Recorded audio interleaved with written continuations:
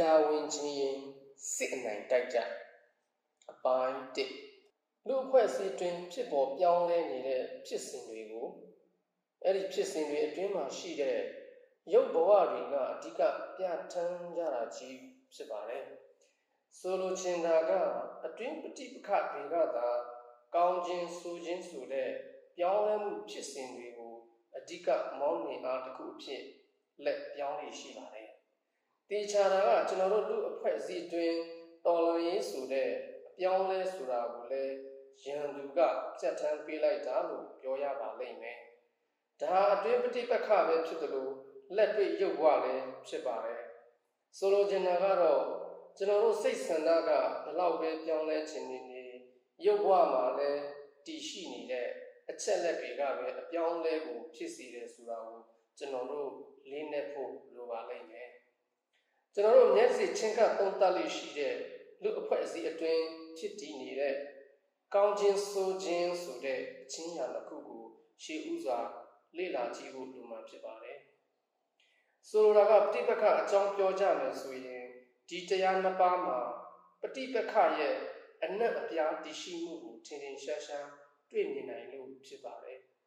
ကိစ္စတစ်ခုကောင်းတယ်လို့ပြောတာဘာအဓိပ္ပာယ်ကိုရည်ညွှန်းပါသလဲဆိုလိုတာကဖော်ပြပါကိစ္စတစ်ခုလုံးကိုရေဘူးရကောင်းတယ်လို့ပြောတာသာဖြစ်ပါတယ်ဒါပေမဲ့ဒီကောင်းတယ်ဆိုတဲ့ဖြစ်စဉ်ထဲမှာမကောင်းဘူးဆိုတဲ့အရာတွေလည်းတည်ရှိနေတယ်ဆိုတာကိုမမေ့သင့်ပါဘူးအချိန်နဲ့အချိန်ကအချက်အလက်တစ်ခုခုကြောင့်ကောင်းတယ်ဆိုတဲ့အကြောင်းအရာတွေကနေပါလာပြီးမကောင်းဘူးဆိုတဲ့အကြောင်းအရာတွေကများပြားလာမယ်ဆိုရင်အဲ့ဒီဖြစ်စဉ်ကြီးတစ်ခုလုံးကိုမကောင်းဘူးလို့သတ်မှတ်ကြရပါတော့မယ်ကောင်းခြင်းနဲ့မကောင်းခြင်းဆိုတာအချိန်ရွေးပြောင်းလဲနိုင်တယ်လို့အားသာတာတွေကိုထိမ့်သိမ်းနိုင်ဖို့နဲ့အားနည်းတာတွေဖွံ့ဖြိုးမှုမဖြစ်အောင်တားဆီးနိုင်မှုကသာအားသာတယ်ကောင်းတယ်ဆိုတာကိုတည်မြဲအောင်ထိန်းထားနိုင်မယ်ဆိုတာရှင်းလင်းတဲ့ဥပမာတစ်ခုလို့ပြောနိုင်ပါတယ်ဆိုလိုတာကကောင်းခြင်းနဲ့ဆိုခြင်းဟာဒီဖြစ်စဉ်အတွက်ဆိုရင်ပฏิပက္ခအချင်းရများလို့သတ်မှတ်ရမှာဖြစ်ပါတယ်ဒီစံချိန်မဲ့တရားတွေကပဲပฏิပက္ခကိုဖြစ်တည်စေခဲ့တယ်လို့ရုပ်တဘာဝတရားကိုဖန်တီးကြတာဆိုရင်မှားမယ်မထင်ပါဘူးစစ်ပွဲတွေအတွင်းထိုးစစ်နဲ့ခံစစ်အတက်နဲ့အဆုပ်နိုင်နဲ့အရှုံးဆိုတာတွေအားလုံးဟာပฏิပက္ခတရားများဖြစ်တယ်လို့စံချိန်မဲ့တရားတွေလည်းဖြစ်ပါတယ်တခုမရှိရင်နောက်တစ်ခုလည်းမတည်ရှိနိုင်ပါဘူးစစ်ပွဲတိုင်းမှာစံချိန်မဲ့တရားတွေဖြစ်တဲ့ထိုးစစ်ခံစစ်အတက်အဆုပ်အနိုင်ရှုံးဆိုတာတွေကစစ်ပွဲကြီးတစ်ခုလုံးကိုဖြစ်ပေါ်စေသလိုစစ်ပွဲကိုဖြစ်ထွန်းတိုးတက်မှုဖြစ်အောင်တွန်းဆော်ပေးတာမျိုးလည်းဖြစ်ပါတယ်ချုပ်ပြောရမယ်ဆိုရင်စစ်ပွဲနဲ့ပတ်သက်တဲ့ပြဿနာတွေကိုဖြေရှင်းတာလည်းဖြစ်ပါတယ်ဆရာကရင်ကလှုပ်ရှားမှုကိုယ်တိုင်ကပဲပฏิပက္ခဖြစ်၏လို့ပြောခဲ့တာကိုလည်းမှတ်သားခဲ့မိပါတယ်ဆိုလိုချင်တာကတော့ပฏิပက္ခတရားမရှိရင်ကမ္ဘာလောကတည်လည်းတည်ရှိတော့မည်မဟုတ်လို့ဆိုလိုတဲ့သဘောဖြစ်ပါတယ်ဓမ္မနဲ့အဓမ္မဆိုတဲ့တရားတွေကိုသုံးသပ်တဲ့အခါ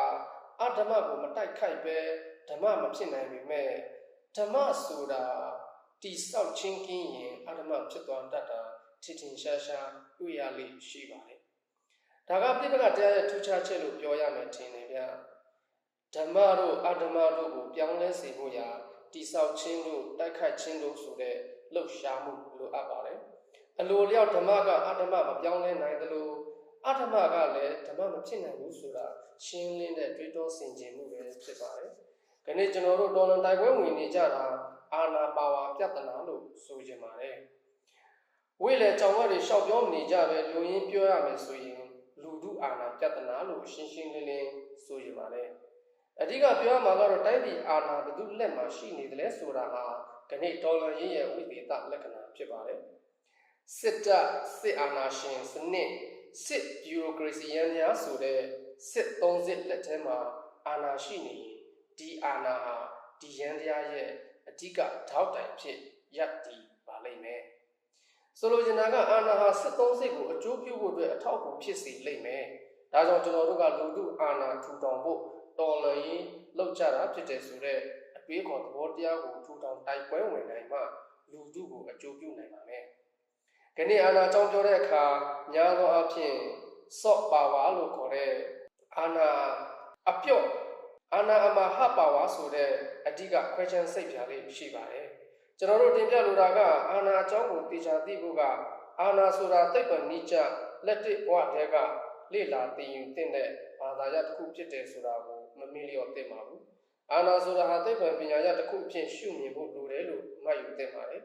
ဒီနေရာမှာသိပ္ပံပညာ science ဆိုတာကိုကျွန်တော်တို့ချက်ချင်းဝင်တူးဆွကြည့်ကြရအောင်ဗျာသိပ္ပံပညာနယ်ပယ်ဟာအတော့ကိုကျယ်ဝန်းသူနဲ့ရှိုင်းနဲ့ရှိုင်းပါတယ်စัจ java လာကစပြီးကျွန်တော်တို့မိဖို့ကြောင့်ကြည့်အောင်ကျယ်ဝန်းလာပါတယ်သိပ္ပံပညာ science ဆိုတာဇင်းမြင့်အရာလက်တင်ဘာသာစကားရဲ့ science ကနေဆင်းသက်လာတာဖြစ်ပြီးသိဖွယ်တနည်းအားဖြင့်သိခြင်းလို့အနဲ့ရတယ်လို့တချို့ကအနဲ့ဖွင့်ဆိုရပါတယ်ခဏလက်တဲ့သဘာဝအရာအဲ့ဒီအထိပ္ပယ်လောက်နဲ့မလုံလောက်တော့ပါဘူးမချုံမုံနဲ့မချုံမုံပြီးတော့ပါဘူးဆိုတော့ကအောက်စဖို့အပိဓာန်မှာတော့သိပ္ပံပညာဆိုတာဒီလိုအတိတ်ဘွယ်ဖွင့်ဆိုထားတာတွေ့ရတယ်စူဇန်လေ့လာမှုနဲ့လက်တွေ့စမ်းစစ်ခြင်းကသဆင့်ရုပ်ပိုင်းဆိုင်ရာနဲ့သဘာဝလောကကြီးရဲ့ဖွဲ့စည်းပုံတွေပြုမှုလှုပ်ဆောင်မှုတွေကိုစနစ်တကျလေ့လာမှုတွေနဲ့လွှမ်းခြုံထားတဲ့အသိပညာဆိုင်ရာနဲ့လက်တွေ့လှုပ်ဆောင်မှုလို့ဆိုပါတယ်အမေရိကန်မှာထင်ရှားတဲ့ Mario Webster မှာတော့သိပ္ပံပညာဆိုတာကိုဒီလိုအတိတ်ဘွယ်ဖွင့်ဆိုထားတာကိုလည်းတွေ့ရပါတယ်အသိဉာဏ်ကင်းမဲ့ခြင်းသို့မဟုတ်သဘောထားကွဲလွဲခြင်းမှခွဲခြားသိမြင်သောပညာလို့အတိတ်ပဲဖွင့်ဆိုသတ်မှတ်ထားပြန်ပါတယ်။စိတ်နိုင်တိုက်ခြင်းရင်စိတ်နိုင်တိုက်နိုင်မဲ့အကြောင်းတရားတွေကိုကြိုးကြောင်းစီလျော်စွာကျွန်တော်တို့လေ့လာဖို့လိုပါလိမ့်မယ်။အတ္တဘာဝနဲ့ပဂတိဘာဝကိုအခိုင်အမာဆင်ခြင်နိုင်ဖို့လည်းလိုပါမယ်။ဘာကြောင့်လဲဆိုတော့စိတ်ပညာဆိုတာသိပ္ပံပညာဖြစ်နေလို့ပါပဲခင်ဗျာ။နောက်တစ်ပတ်ကျွန်တော်တို့ထပ်ပြီးတော့ဆက်ပြောကြရအောင်ဗျ။ကိုအောင်မိုင်းရက်စွဲဇွန်30ရက်2024ခုနှစ်